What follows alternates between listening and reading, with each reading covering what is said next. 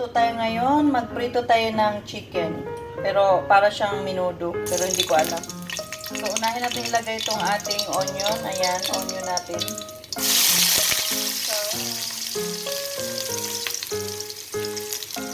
So, halu-haluin lang.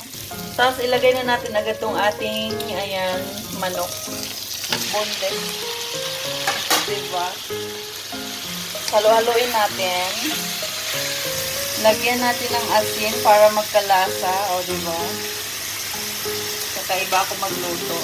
Lagyan na rin natin ng powder. So, ganyan lang yan. So, hindi ko talaga alam kung ano tong aking niluluto. Basta, may ulam ka. So, ayan. Nagbago na yung kulay niya.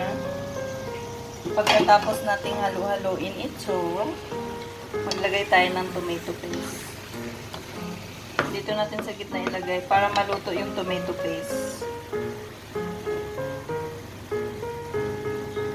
Ayan. Lutuin natin yan hanggang ma-dark red na siya.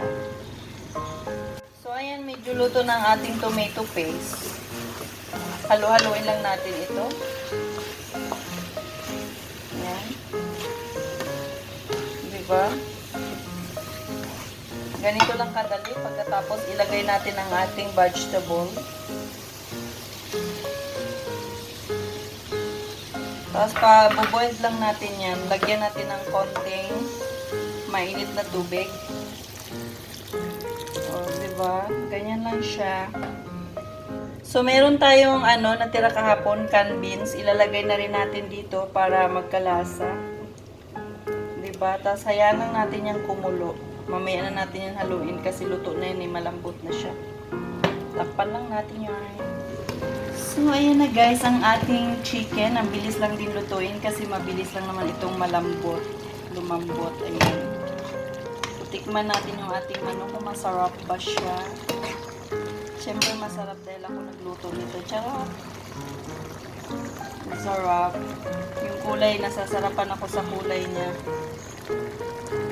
Ay guys, bongga ang sarap. So, i-reduce lang natin ng kunti yung water niya. Tapos, it's good to go.